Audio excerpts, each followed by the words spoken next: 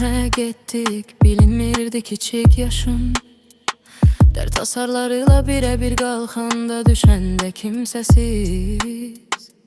Tək tənha tet-a-tet ağlayırdı nəqarətlərim.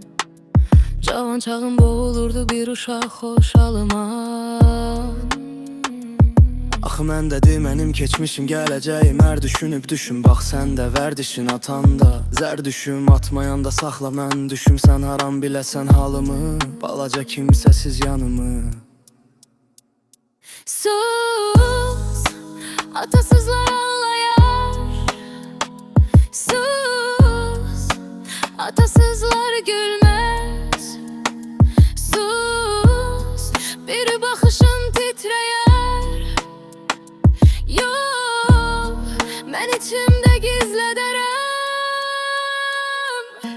Mən o uşaq idim divarlarla danışan. Qaranlıq küçələrdi məni böyüdən bağışlan. Həyat vurdu dayanmadım, hamısını daşıdım. Bugün dirsəyimi yerə qoymuram çünki özümü tanıdım.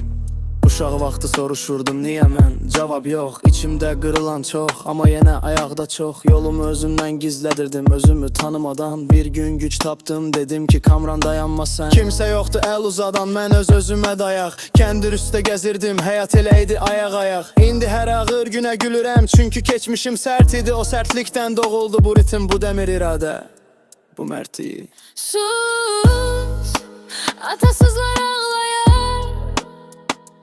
Sus, atasızlar gülmez. Sus, bir baxışın titrəyər. Yox,